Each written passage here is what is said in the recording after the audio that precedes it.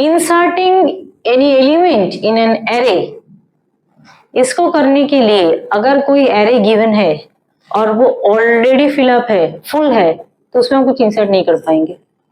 मान लो यहाँ पे तुम लोग ऐसे बैठे हो, 4 ही चेयर मैंने यहाँ पे रखा हुआ है बैठने के लिए और 4 स्टूडेंट्स ऑलरेडी बैठे हुए हैं, तो फिर अगर नया कोई स्टूडेंट आएगा तो उसको बिठाने के लिए जगह है मेरे पास? नहीं। तो या फिर किसी को हटाना होगा उसको बिठाने के लिए, या फिर नया एक जगह लाना होगा, या फिर चेयर अरेंज करना होगा। वैसी तरह से अगर इस तरह का कुछ क्वेश्चन होगा जहां पे एरे में कुछ एलिमेंट्स इंसर्ट करना है, तब तुमको ये ध्यान रखना है कि एरे में जो भी एलिमेंट्स के लिए हम साइज लेंगे, पूरा साइज फिलअप नहीं करेंगे।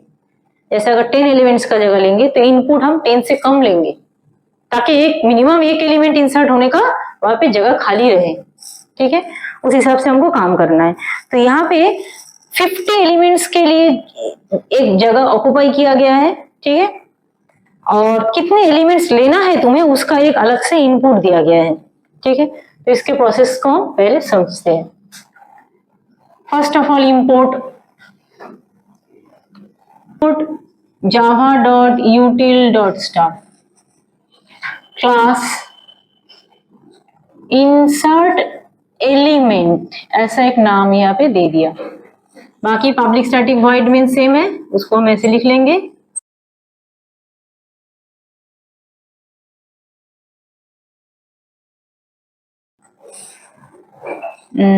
Scanner is equal to new scanner system.in. Hello, now here we will declare an array.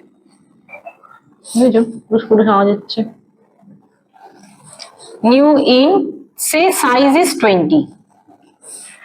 तो यहाँ पे एक एरे ए डिक्लेयर किया हुआ है, 20 साइज है उसका, लेकिन 20 एलिमेंट्स हम इसमें फुल नहीं लेंगे। तो यहाँ पे एक ए एरे मैंने डिक्लेयर कर दिया, तो यहाँ पे 1 2 3 4 इस तरह से कुछ एलिमेंट्स 0 1 2 3 इंडेक्स नंबर करते हुए लास्ट कौन सा होगा? 19। बट 19 तक लूप चला के यहाँ पे हम एरे में इनपुट नहीं लेंगे। पहले यहाँ पे हमको एक इनपुट मैसेज देना होगा कि कितने एलिमेंट्स मुझे यहाँ पे इनपुट लेना है। ठीक है, तो उसके लिए मैसेज देंगे पहले system.out.println शॉर्ट लिख लम एंटर। ओके, एग्जाम में या फिर प्रैक्टिकल में कभी भी इस तरह से मत लिखना, इसमें पूरा लिखना है। Enter number of elements to be inserted, ऐसा एक मैसेज हमने यहाँ पे रख दिया। क्लियर?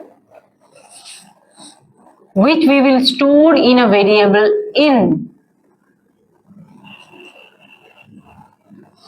अब मान लो मुझे 5 एलिमेंट लेना है, तो जब मैं यहाँ पे मैसेज के बाद enter number of elements to be inserted, वहां पे मैं 5 लिखूंगी, तो इन में क्या हो जाएगा? 5 स्टोर हो जाएगा। और तब लूप जब हम चलाएंगे इनपुट करने के लिए, तब हम यहाँ पे लिखेंगे less then in, not less than 20, not less than a dot length. a dot length भी नहीं लिखेंगे, 20 भी नहीं लिखेंगे, ये वाला n लिखना है यहाँ पे। तो अगर रन टाइम में n 5 होगा, रन टाइम में अगर n हम 5 लेंगे तो यहाँ पे 5 तक लूप घूमेगा, मतलब 4 तक, और अगर 10 लेंगे तो 9 तक लूप घूमेगा, इस तरह से। ठीक है, तो बाकी कुछ जगह तो खाली रह जाएगा इंसर्ट करने के लिए। और यहाँ पे हम लिखेंगे i plus plus a of I equal to sc dot next int. तो यहाँ पे हम लोगों ने एक नया तरीका भी सीखा कि एरे में कितने भी एलिमेंट्स हम जगह ले सकते हैं, लेकिन पूरा एलिमेंट्स ना भर के स्पेसिफिक कुछ एलिमेंट्स भी यहाँ पे हम भर सकते हैं। उसके लिए इस तरह का एक लॉजिक लगाना होता है। डायरेक्ट 20 तक लूप नहीं चलाएंगे, एक n वेरिएबल ले लेंगे जिसमें कितने इनपुट्स चाहिए और वहां तक लूप को हम यहाँ पे स्टार्ट करेंगे। ठीक है, तो अगर n का वैल्यू 5 है, तो मान लो मैंने यहाँ पे 5 एलिमेंट लिया है, तो 5 एलिमेंट कौन सा एग्जाम्पल के तौर पे 5, 4, फिर 9, फिर 10, फिर 11, ऐसा कुछ 5 एलिमेंट ले लिया। ठीक है, अब यहाँ पे एक और क्वेश्चन इनपुट होगा मैसेज लाइन में कि कौन से पोजीशन में एलिमेंट को इनपुट करना है और कौन सा एलिमेंट इंसर्ट करना है। मान लो मैं चाह रही हूँ कि 4 और 9 इसके बीच में एक एलिमेंट इंसर्ट हो जाए विच इज 20 और 25, तो 4 और 9 इन दोनों के बीच में 25 को अगर इनपुट करना है तो पहले यहाँ पे 2 इनपुट लाइन होंगे, एक कौन सा वैल्यू को इनपुट करना है, 2 किस पोजीशन में इनपुट करना है।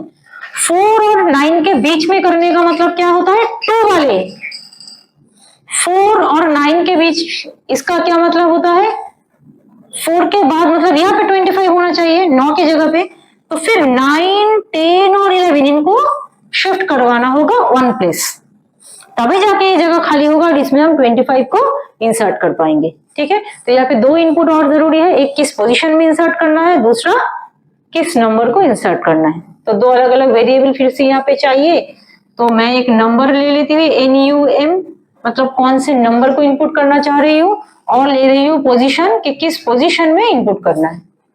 एक ही साथ 2 मैसेज लिख दे, SOPLN system.out.println enter element to be inserted and its position। एक साथ मैसेज यहाँ पे हम इस तरह से लिख सकते हैं, अलग अलग भी लिख सकते हो अगर चाहो तो अब मैसेज में क्या है, पहले एलिमेंट टू बी इंसर्टेड है, उसके बाद पोजीशन है, तो उस हिसाब से पहले नंबर को इनपुट लेना है और फिर पोजीशन को। तो नंबर का वेरिएबल मेरा NUM है यहाँ पे, विच इज क्योंकि एरे इंटीजर है तो इसको मुझे इंटीजर ही लेना है, इंटीजर एरे है तो जो नंबर इनपुट होगा वहां पे इंसर्ट होगा वो भी इंटीजर ही होगा, और इंडेक्स नंबर तो पोजीशन डिफाइन करता है तो वो भी इंटीजर ही है, इसकी वजह से पोजीशन भी इंटीजर में ही हमारा आएगा।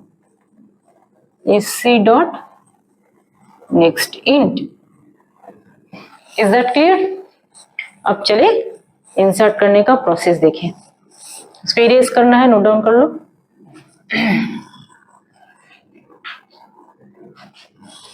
अच्छा, जो पोजीशन लिया था POS वेरिएबल में, कौन से पोजीशन में, मान लो मुझे 2 पोजीशन में इंसर्ट करना है, 2 इनपुट दिया है, तो 2 कौन सा वाला पोजीशन है, ये, तो ये पोजीशन हो गया। और नंबर जो है उसमें हमने क्या लिया 25 को यहाँ पे 2 पोजीशन में इनपुट करना है। तो यहाँ पे प्रोसेस क्या होगा,